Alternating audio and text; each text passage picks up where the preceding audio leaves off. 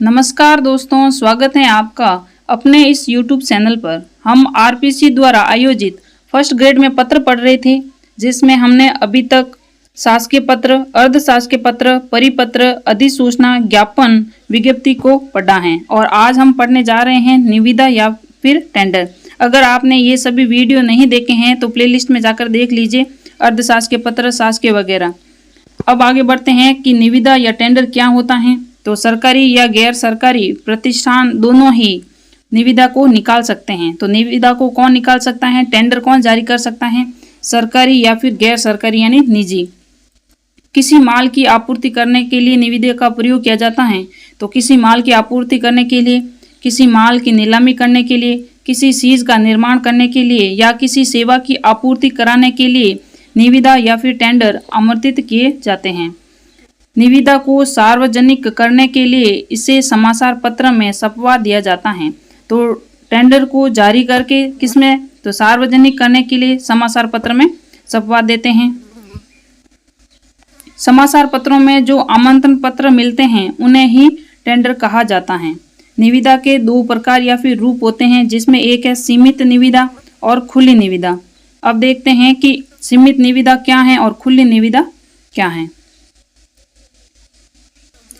सीमित निविदा, जब छोटे कार्यों या कम राशि वाले कार्यों को कराने के लिए कुछ योग्य व्यक्तियों को पत्र के द्वारा सूचना दी जाती है, उसे सीमित निविदा कहा जाता है। तो सीमित निविदा में क्या होगा, तो सीमित यानी छोटे कार्य, सीमित यानी छोटे कार्य और कम राशि वाले कार्य। छोटे कार्य हो, कम राशि हो तब होगी सीमित निविदा। खुली निविदा क्या है, जब बड़े कार्य व अधिक खर्चे वाली राशि के लिए कार्यों में खुली निविदा आमंत्रित की जाती है। खुली यानी बहुत बड़ा, सीमित यानी छोटा। याद रखना है, सीमित यानी छोटा, खुली यानी बड़ा कार्य या अधिक पैसे। वर्तमान में राजस्थान सरकार में 30,000 रुपए से अधिक की राशि पर खुली निविदा आमंत्रित की जाती है। याद रखना है कि सरकार 30,000 के ऊपर की जो राशि होती है उसमें निविदा आमंत्रित की जाती है। निविदा का सबसे बड़ा गुण यह है कि कम से कम खर्चे में, कम से कम समय में अधिक से अधिक गुणवत्तापूर्ण कार्य ही कराया जाता है। तो निविदा में क्या होगा, तो निविदा कम से कम खर्चे में, कम से कम समय में और अधिक से अधिक गुणवत्ता वाला कार्य इस टेंडर या फिर निविदा के द्वारा करवाया जा सकता है। मितव्ययिता के लिए भी ये जरूरी है, यानी कम खर्चे के लिए भी निविदा जरूरी है। निविदा आमंत्रित करने का उद्देश्य यह रहता है कि साधारण जनता में कोई भी व्यक्ति कम से कम खर्चे के साथ, अधिक से अधिक गुणवत्ता के साथ, कम से कम समय में कार्य करने की आकांक्षा रखता हो। निविदा क्यों जारी की जाती है, यानी कि निविदा जारी करने के बाद कोई भी सामान्य व्यक्ति उस टेंडर को ग्रहण कर सकता है और कम से कम खर्च में, अधिक से अधिक गुणवत्ता के साथ, कम से कम समय में वो कार्य पूरा करके देता है। इसलिए निविदा टेंडर जारी किए जाते हैं। निविदा के द्वारा कार्य समय पर तो होता ही है, साथ में ये लोकतांत्रिक भी है। यहाँ कार्य करने का सभी को समान अवसर मिलता है। तो निविदा के द्वारा क्या होगा, कार्य समय पर पूरा होगा और कार्य करने में सभी को क्या, समान अवसर मिलता है। इसमें कोई भी पक्षपात नहीं होता, निविदा या फिर टेंडर में कोई पक्षपात नहीं होता है। कार्य करने के लिए अभिलाषी सभी लोगों को कार्य करने का समान अवसर प्राप्त होता है। यह जनतांत्रिक मूल्य है। तो निविदा क्या है, जनतांत्रिक मूल्य है, सभी को समान अवसर मिलता है। इसमें निविदा में धरोहर राशि का प्रावधान है। यह धरोहर राशि जो निविदा स्वीकार करता है वो ही इस धरोहर राशि को देता है। तो निविदा में ये धरोहर राशि क्या है, निविदा में धरोहर राशि का प्रावधान होता है। ये धरोहर राशि निविदा स्वीकार करने वाला देता है, जो सामान्यतः अनुमानित राशि का लागत जो होगी उसका 2% होगा। अनुमानित यानी लागत के जो पहला अनुमान लगाया जाएगा उसके बाद में उसका 2% जो है वो होगा धरोहर राशि। याद रखना है, धरोहर राशि कितनी होती है, 2%। और धरोहर राशि कौन देता है, जो निविदा स्वीकार करेगा वो देगा।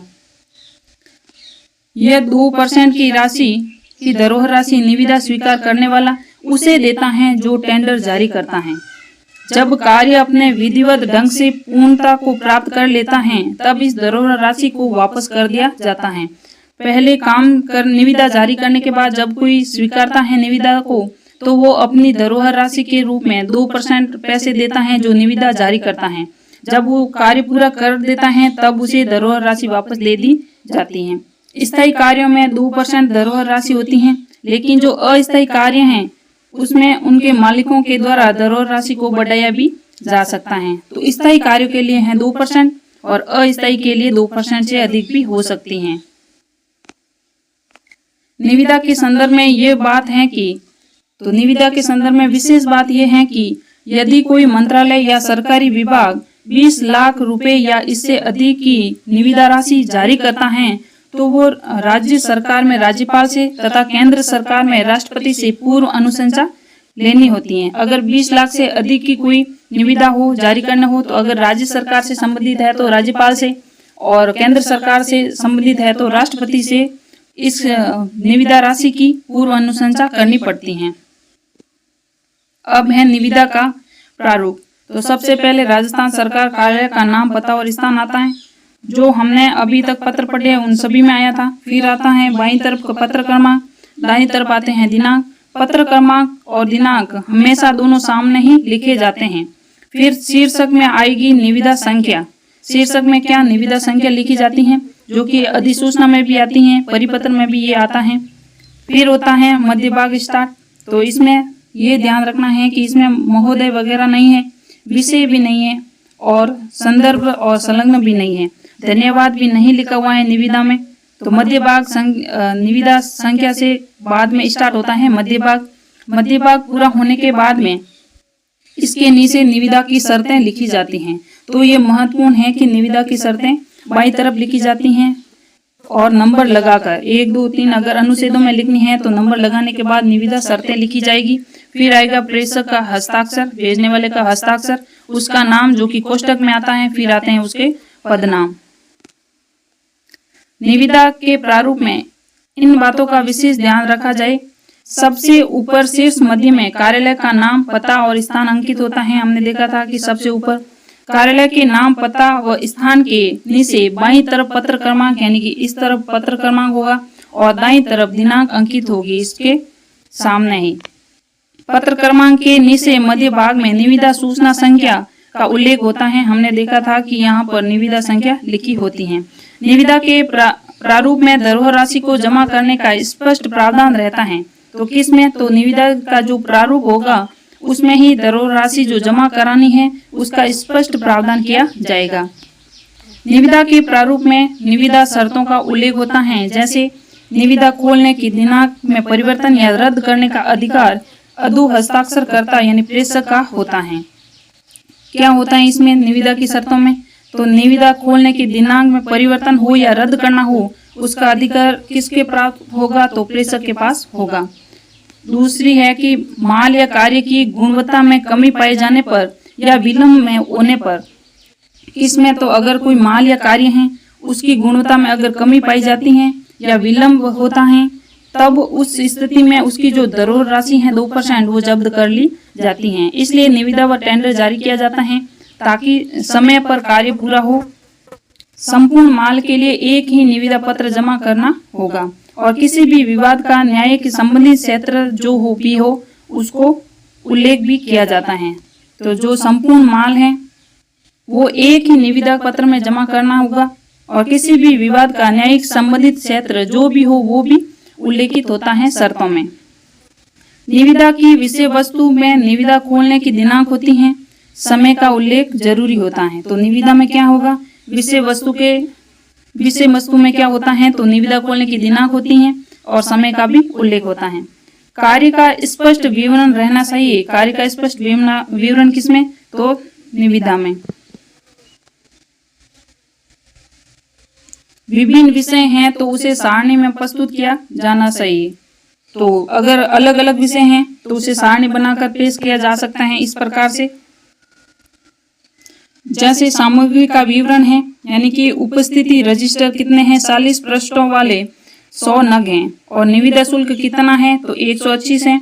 अनुमानित आय है यानी कि 60,000 है तो उसकी धरोहर राशि यानी 2% तो 1200 होगी और कितने माह में यानी सामग्री की आपूर्ति होनी चाहिए 2 माह में। तो इस प्रकार से निविदा में सारणी बनाकर लिखना होता है। अब देखते हैं तो निविदा के प्रश्न। निविदा का उद्देश्य होता है, हमें बताना है निविदा का उद्देश्य क्या है। शासकीय आदेशों का संचरण होता है, नहीं होता। विभागीय कमियों से अधिकारियों को अवगत कराया जाता है, इसमें भी नहीं करवाया जाता। आम जन को विभाग से परिचित करवाया जाता है, नहीं। तो इसमें क्या होता है निविदा में, तो संबंध विभाग में निर्माण हो, खरीद हो, तो आदि कार्य जो प्रस्तुत किए जाते हैं वो ही निविदा में होती हैं, निर्माण, खरीद वगैरह। सरकारी प्रतिष्ठानों द्वारा सामान की आपूर्ति के लिए या निर्माण कार्य के लिए इनमें से कौन सा पत्र समाचार पत्रों में प्रकाशित होता है, तो सामान की आपूर्ति हो या फिर निर्माण हो, तो इसके लिए निविदा निकाली जाती हैं, अखबार में प्रकाशित करवाई जाती हैं निविदा। निविदा में कौन सा कथन असंगत है, तो निविदा में देखना है, नीचे लिखे गया निम्नलिखित में से कौन सा कथन असंगत है ये देखना है। तो निविदा में क्रमांक तथा जारी करने वाले अधिकारी का पदनाम आवश्यक होता है। निविदा में अनुमानित राशि एवं कार्य का विवरण देना आवश्यक होता है। सरकारी कार्यालयों द्वारा सामान की आपूर्ति, कार्य, निर्माण आदि के लिए कार्य संपन्न करने वाले व्यक्तियों या फिर प्रतिष्ठानों को समाचार पत्रों के माध्यम से जो आमंत्रण प्रकाशित करवाया जाता है वो ही निविदा होती हैं। ये ऊपर वाले तीनों सही है। सरकारी प्रतिष्ठान ही निविदा जारी कर सकते हैं, ये गलत है, क्योंकि हमने ऊपर देखा था कि सरकारी और गैर सरकारी भी निविदा जारी कर सकते हैं। निविदा में क्या होता है, तो निविदा में प्रपत्र जमा करने की अंतिम तिथि उल्लेखित रहती है। अंतिम तिथि किस में होगी, निविदा में होती है, याद रखना है। निविदा खोलने की तिथि भी होती है, अंतिम तिथि भी होती है, और कार्य या आपूर्ति का विवरण भी निविदा में दिया जाता है। अगर वीडियो अच्छा लगा हो तो लाइक और शेयर जरूर करें। धन्यवाद।